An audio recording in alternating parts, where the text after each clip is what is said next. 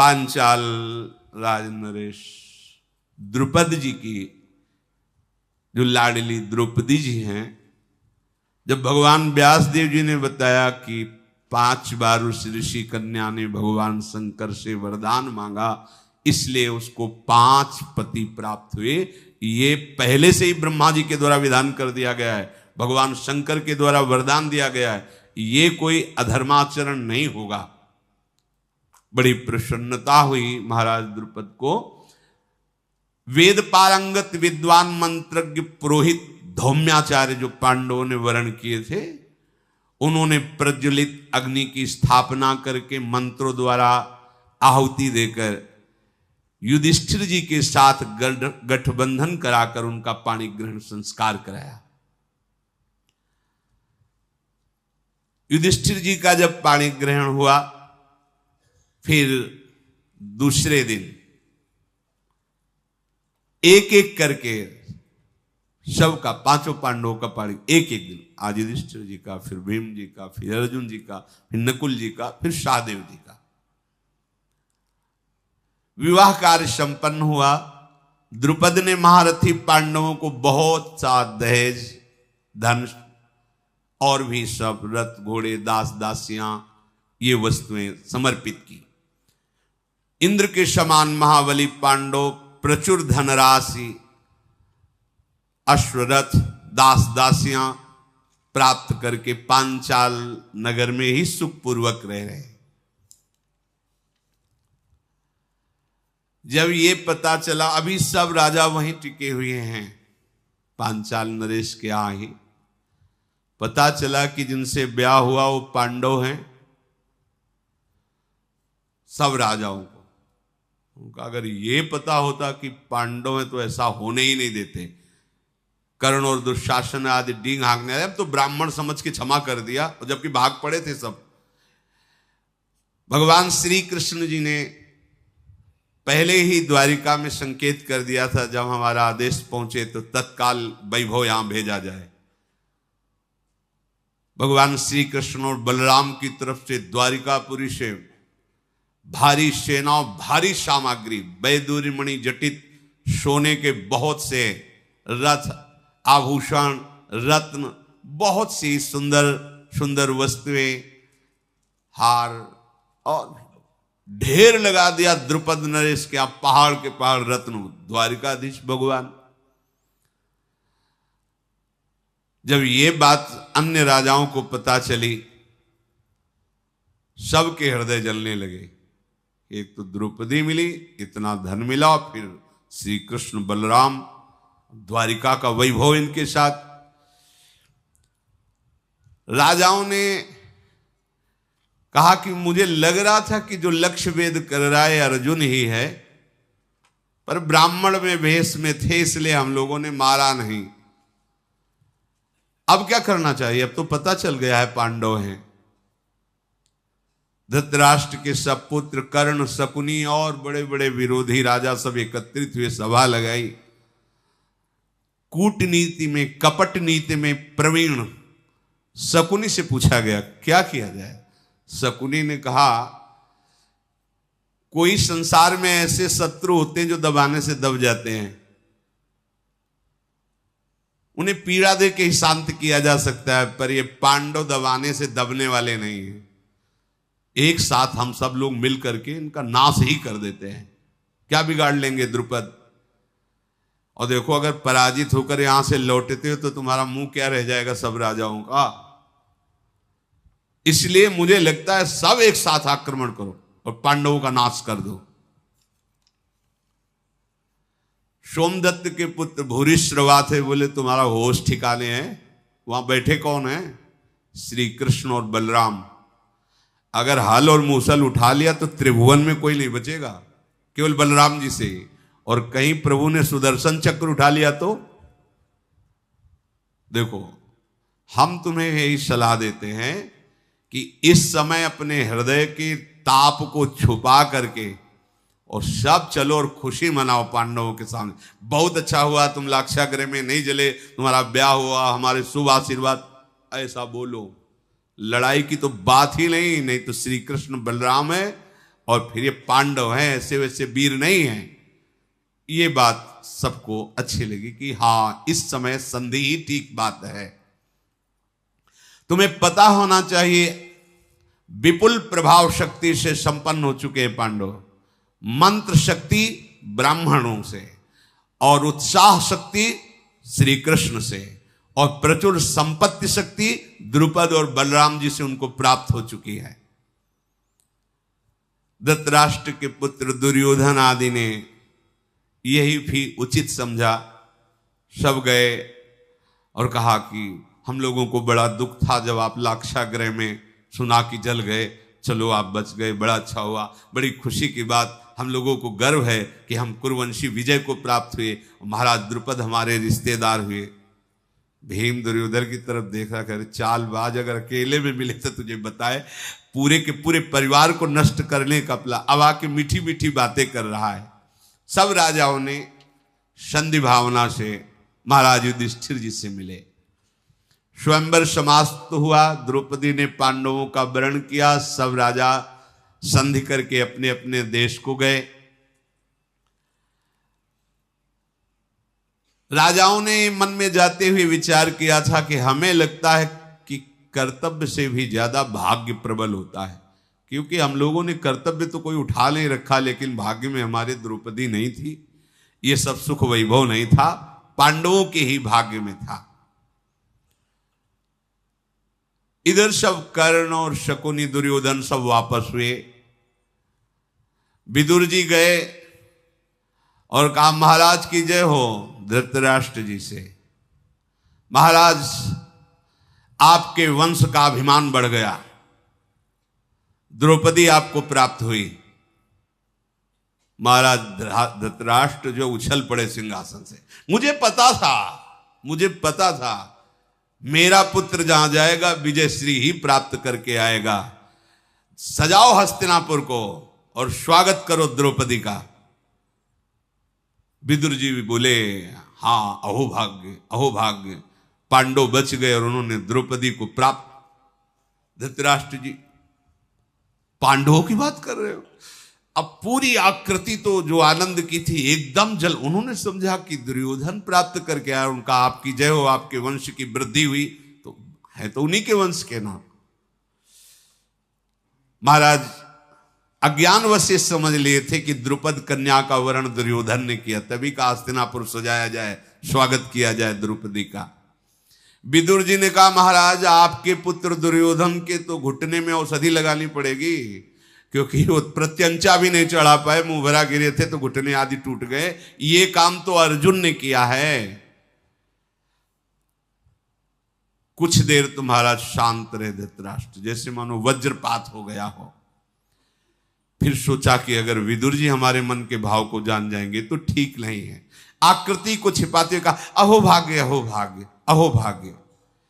विदुर जी, पांडव जीवित हैं सुनकर मुझे बहुत अच्छा लगा, और द्रुपद के साथ संबंध हुआ, द्रौपदी ब्याह, ये भी बहुत अच्छा लगा। हाँ, स्वागत करो उनका। युधिष्ठिर जैसे पांडु के पुत्र, वैसे मेरे भी तो पुत्र हैं, मेरे हृदय में बड़ा सुख हो रहा है, उनका स्वागत किया जाए। विदुर जी ने कहा, महाराज ऐसी बातें यदि आपके हृदय में स्थायी बनी रहें तो ही मंगल है।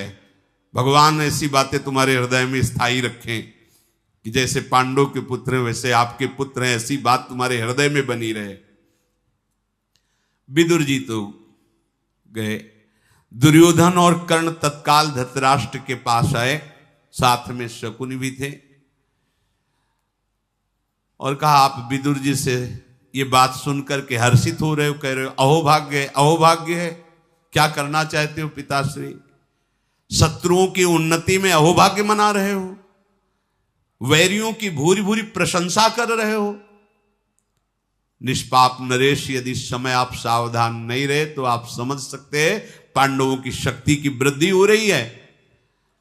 फिर आपके पुत्र और आपके सारे वैभव का सर्वनाश उन्हीं के द्वारा निश्चित है, यदि आप ऐसा स्वभाव बना लोगे। अहो भाग्य। विदुर जी को क्या है, ये तो खाते आपका है और अंदर ही अंदर पक्ष लेते हैं पांडवों का। धृतराष्ट्र ने कहा तुम लोगों की बुद्धि इस समय राजनीति के अनुसार नहीं चल रही, तुम्हें समझना पड़ेगा, प्रजा विरोध कर देगी अगर हम पांडवों का अभाग्य करके आदर नहीं करेंगे। पर तुमने जो कहा है इस पर हम विचार करते हैं। धृतराष्ट्र जी ने भीष्म जी को, द्रोणाचार्य जी को, इन सबको बुलाया और कहा कि आपकी क्या राय, इस समय क्या किया जा सकता है। भीष्म जी बोले पांडवों के साथ अगर कोई विरोध करेगा तो मुझे पसंद नहीं आएगा, मुझे पसंद नहीं आएगा तो परिणाम आप याद कर लीजिए। जैसे गांधारी के पुत्र वैसे ही कुंती के पुत्र मेरे लिए समान हैं, इसलिए पांडवों का प्रिय करना ही तुम्हारा इस समय धर्म है। अगर आप प्रिय किया तो विरोध में हम खड़े हो जाएंगे। भीष्म जी अगर यही बात शुरू से अंत तक कहते रहते तो बात बन जाती। डर गए धृतराष्ट्र जी। भूपाल तुम्हें पांडवों का प्रिय करना है, उनकी रक्षा करनी, उनका सम्मान करना है, और दुर्योधन आदि समस्त राजकुमारों इस आज्ञा के विरुद्ध नहीं। सावधान, तुम पांडवों से युद्ध अभी नहीं कर सकते हो, तुम्हारी सामर्थ्य नहीं है। जैसे तुम्हारा राज्य जैसे पांडवों का राज्य, और सही पूछो तो पहले अधिकारी तो पांडव ही हैं, क्योंकि महाराज पांडु राजा थे, उनके पधारने पर धृतराष्ट्र राजा हुए। तो फिर बुला के क्या करेंगे, सिंहासन पे बैठाल दें? दुर्योधन ने कहा। भीष्म जी ने कहा आधा राज्य उन्हें सम्मान पूर्वक दो, आधे के तुम, आधा राज्य उन्हें। इसके विपरीत किया तो भलाई नहीं है, बस इतना हम संकेत कर रहे हैं। तुम्हारा अपयश होगा, प्रजा विरोध में हो जाएगी। विदुर जी ने भी, द्रोणाचार्य जी ने भी, कृपाचार्य, सबने भीष्म जी की इस बात का सम्मान किया। पांडवों को बुलाया जाए और आधा राज्य उन्हें अर्पित किया जाए। द्रोणाचार्य जी ने कहा कि मेरी सम्मति है, महात्मा भीष्म जो कह रहे हैं अक्षरशः सत्य है, आधा राज्य उनको बुला करके दिया जाए। यहां से कुछ भेंट देकर द्रुपद के पास भेजा जाए और कहा जाए कि बड़ा सौभाग्य हुआ, आप हमारे रिश्तेदार बने, अब हम अपने परिवार को सम्मान के साथ ले जा रहे हैं। ऐसा कह के द्रौपदी और पांडवों को यहां हस्तिनापुर लाया जाए और उनको आधा राज्य दिया जाए। कर्ण को थोड़ा बुरा लगा था। कर्ण ने कहा भीष्म जी, विदुर जी, द्रोणाचार्य जी सब उन्हीं के पक्ष में हैं। मेरी राय तो है कि महाराज मुझे आदेश करो, मैं चढ़ाई करूं, द्रुपद सहित पांडवों को क्षति पहुंचाऊं, ये आधा राज्य देने से बात नहीं बनेगी। द्रोणाचार्य जी ने कहा शांत रहे, इन बड़े बुजुर्गों महापुरुषों के बीच में तेरा बोलने का अधिकार नहीं। विदुर जी ने कहा भीष्म जी के प्रति कोई अप्रिय बात कह दे, ये मुझे पसंद नहीं। भीष्म जी जो कह रहे हैं वो बहुत विचार करके कह रहे हैं, इसलिए उत्तम बात है महाराज अभी जो आज्ञा भीष्म जी ने की वैसा ही किया जाए। महापुरुषों की आज्ञा पर विचार करना ठीक नहीं है। विदुर जी ने धृतराष्ट्र जी को ऐसा कहा। धृतराष्ट्र बोले विदुर, शंतनु नंदन भीष्म जी ज्ञानी भी हैं, भगवान के महाभक्त भी हैं, और द्रोणाचार्य जी तो ऋषि ही ठहरे, और तुम भी परम विद्वान हो, इसलिए मैं तुम ही से कहता हूं तुम जाओ। माना कि पांडव मेरे ही बच्चे हैं, उनको समझा बुझा करके मैं आधा राज्य दूंगा, जाओ उनको तुम ही जा करके लाओ, जा करके उनकी माता कुंती को, बधू द्रौपदी को यहां से सेना ले जाओ रथ आदि, और उनको सम्मान के साथ लाओ। धृतराष्ट्र की आज्ञा से विदुर जी द्रौपदी, पांडव और महाराज यज्ञसेन के लिए बहुत सी भेंटें ली, और महाराज द्रुपद के राज्य में प्रवेश किया। वहां जब सूचना मिली कि कौरव वंश से आ रहे हैं, तो द्रुपद ने बाहर निकलकर उनकी अगवानी की, सम्मान किया, कुशल समाचार पूछा। फिर महल ले गए तो वहां भगवान श्री कृष्णचंद्र जी और बलराम जी भी विराजमान ही थे। विदुर जी ने वसुदेव नंदन भगवान श्री कृष्ण को भी नमस्कार किया, बलराम जी को नमस्कार किया, पांडवों के दर्शन करके बड़ा सुख मिला। विदुर जी ने कहा कि बड़ी प्रसन्नता हो रही है, कुंती जी आपको और आपके पुत्रों को सुरक्षित देकर भगवान सदैव ऐसी सुरक्षा करते रहें। पर महाराज धृतराष्ट्र को बहुत सुख मिला है, द्रुपद जैसे संबंधी बने, द्रौपदी जैसी बहू मिली, ये रत्न आदि भेंट दिए हैं द्रुपद को। और हमारी प्रार्थना है कि आप सब अपने महल हस्तिनापुर पधारे, पत्नी सहित पांडवों को हस्तिनापुर से चलने के लिए शीघ्र आज्ञा दीजिए, ऐसा द्रुपद से विदुर जी ने प्रार्थना की। द्रुपद बोले, महात्मा पांडवों का हमारे नगर से जाना अच्छा नहीं लग रहा है, पर जैसा आप आज्ञा करेंगे। युधिष्ठिर जी ने कहा कि हम आपके अधीन हैं, जब कभी जहां जैसी आज्ञा होगी हम आपकी आज्ञा का पालन करेंगे, पर भगवान श्री कृष्ण की क्या राय इसमें जान लें। तब भगवान श्री कृष्ण ने कहा, मुझे तो तुरंत इसी समय हस्तिनापुर जाना अच्छा लगता है। बस भगवान की आज्ञा हुई। महात्मा द्रुपद आज्ञा पाकर पांडवों को, द्रौपदी जी को, कुंती जी को और स्वयं भगवान श्री कृष्णचंद्र जी, विदुर जी, ये सब हस्तिनापुर की तरफ चले। जब धृतराष्ट्र ने सुना कि श्री कृष्ण भी आ रहे हैं और पांडव भी आ रहे हैं, तो उनका घबराहट पैदा हो गई हृदय में। विकर्णाद, धनुर्धर और चित्रसेन, द्रोणाचार्य, कृपाचार्य, इन सबको भेजा, अगवानी कीजिए। पांडवों की अगवानी हुई। नागरिक तो सुन ही चुके थे कि वारणावत में भस्म हो गए, पर जब सुना ब्याह करके आ रहे, पूरी प्रजा टूट पड़ी दर्शन के लिए। महाराज युधिष्ठिर और पांडवों के दर्शन करके खूब प्रजा ने आशीर्वाद दिया, और प्रजा के हर व्यक्ति से कुशल प्रश्न पांडव कर रहे हैं। जब महल में पहुंचे तो कुंती जी ने प्रणाम किया गांधारी जी को, बड़ी हैं, और कहा, बहू प्रणाम करो, ये हमारी पूज्य हैं। जब द्रौपदी जी ने गांधारी जी को प्रणाम किया और गांधारी जी ने द्रौपदी को हृदय से, जेवी हृदय से लगाया, अलग हट गई। हृदय से लगाते ही अनुभव हुआ कि हमारे पुत्रों की मृत्यु आ गई है। ये द्रौपदी नहीं, ये साक्षात हमारे देवी हैं गांधारी, पातिव्रत धर्म से युक्त है। जे ही हृदय से लगाया, छोड़कर हट गई। तुरंत अनुभव हुआ कि ये द्रौपदी मेरे पुत्रों की साक्षात मृत्यु आई है। अब तो हृदय एकदम घबराहट पैदा हो गया। गांधारी ने तुरंत विदुर जी को बुलाया और कहा, मेरे महल में रखने की आवश्यकता नहीं, इनको यहां सुख नहीं मिलेगा, इनको महाराज पांडु के महल में सुख मिलेगा। तुरंत द्रौपदी कुंती को पांडु के महल में पहुंचाया जाए। एकदम असहनशीलता गांधारी जी के मन में प्रकट हुई, वहां सुखपूर्वक रहेंगे। विदुर जी समझ गए। विदुर जी ने कहा, हाँ हाँ, आपकी आज्ञा शिरोधार है, महाराज पांडु का महल बहुत समय से खाली पड़ा है, वहां विराजमान होंगे। फिर धृतराष्ट्र ने महाराज युधिष्ठिर को पास बुलाया और कहा, बेटा ध्यान से सुनो, वैसे तो मुझे बहुत प्यारे हो, मैं हृदय की बात कहता हूं। मेरा ये दुर्योधन जो है ना, ये बहुत दुष्ट है, दुरात्मा है, पर मुझे इतना इससे प्यार है कि मैं इसे त्याग नहीं सकता। ये मैं धर्म से युक्त होकर बोल रहा हूं। तुम तो मेरी आज्ञा के पालन में ही हो। मेरे मन में आता है तुम हस्तिनापुर में मत रहो, नहीं तो फिर ये कोई षड्यंत्र रचेगा तुम्हारे नाश का।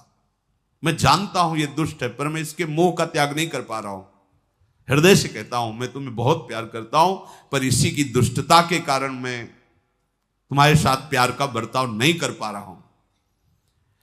मेरी आज्ञा है, तुम हस्तिनापुर छोड़ दो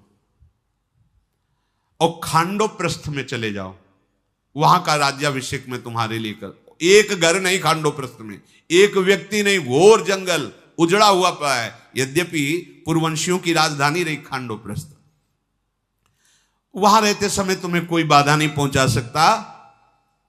और खांडोप्रस्थ में जो यहां से हस्तिनापुर के लोग जाना चाहें वो तुम्हारे साथ जा सकते हैं। मैं सोचता हूं वहां का राजा तुम्हें बना दूं। धृतराष्ट्र जी ने, जब युधिष्ठिर जी का इतना सत्य और सरल स्वभाव है कि बस जी के सिवा और कुछ नहीं बोलते, जी।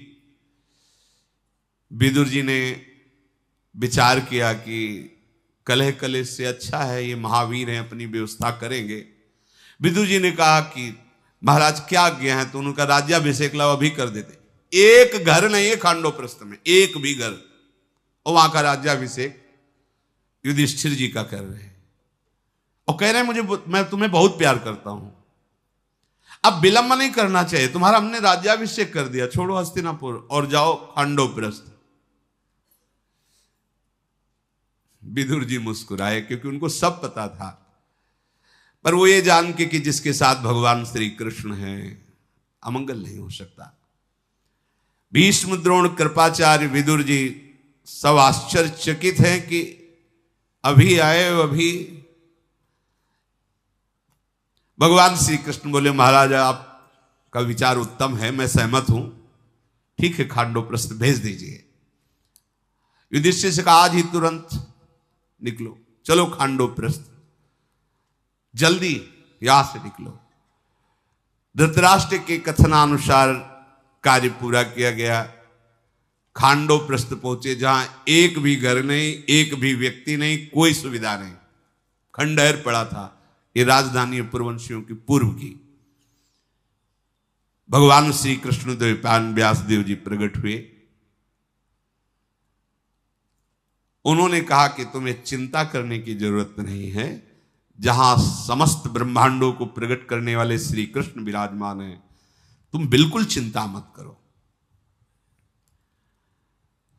जगदीश्वर भगवान श्री कृष्ण जिसके सहयोगी हैं उसका कभी भी अमंगल नहीं हो सकता, उसको विषाद करने का अवसर नहीं मिलता। पहले तो भगवान व्यासदेव जी के दर्शन से ही आनंद हुआ। खांडोप्रस्थ में पहुंच करके भगवान श्री कृष्ण साथ ही हैं, देवराज इंद्र का चिंतन किया, आकाश स्थित हुए और अंदर से आदेश किया विश्वकर्मा को भेजो। भगवान श्री कृष्ण को प्रणाम करके देवराज इंद्र ने तुरंत विश्वकर्मा को आदेश किया कि प्रभु का आदेश है, तुरंत उपस्थित होइए। महामते, भगवान की इच्छा है कि तुम जाकर के उनकी सेवा करो। विश्वकर्मा जी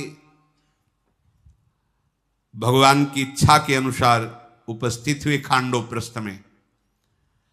भगवान श्री कृष्ण ने कहा विश्वकर्मा, देवराज की अमरावतीपुरी जैसी है वैसे खांडोप्रस्थ का निर्माण करो। वहां कोई ईंट गारा लगाने की थोड़ी जरूरत है कि भैया मिस्त्री लगे हम नींव खोदे, नहीं, संकल्प से जैसा सोचते जा रहे वैसा निर्माण होता जा रहा है।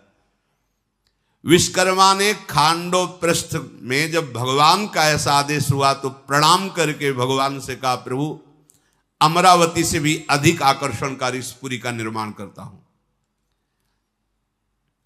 महेंद्रपुरी देवराज इंद्र की पुरी से भी अत्यंत आकर्षणकारी उस पुरी की रचना की। बहुत ही, इसमें तो बहुत वर्णन है क्या क्या, कैसे कैसे महल, कैसा कैसा, पूरे ने नगर की रचना करके भगवान श्री कृष्ण ने उसका नाम रखा इंद्रप्रस्थ।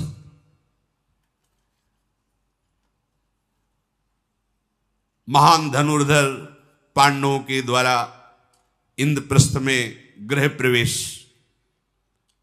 हस्तिनापुर तो कुछ है ही नहीं इंद्रप्रस्थ के आगे, अमरावती इंद्र। ये अगर प्रभु के श्री चरणों का तुम्हारे हृदय में आश्रय है और तुम्हारे पास कुछ नहीं है तो सब कुछ है। अगर प्रभु के चरणों का आश्रय नहीं हो, तुम जिसे सब कुछ मान रहे हो तो कुछ नहीं है, समझ लो। बार बार सत्संग में, शास्त्रों में, महापुरुषों में यही खास बात पाई गई है। भगवान का आश्रय, भगवान का भजन है तो सब कुछ है, कुछ ना होने पर भी। देवराज की पुरी स्वर्ग लोक बहुत ही सुखद है, लेकिन स्वर्ग लोक में भी अत्यंत सुखद अमरावती है। ये देवराज इंद्र की राजधानी है, लेकिन अमरावती से भी अधिक आकर्षणकारी विश्वकर्मा जी ने इंद्रप्रस्थ नगर की रचना की।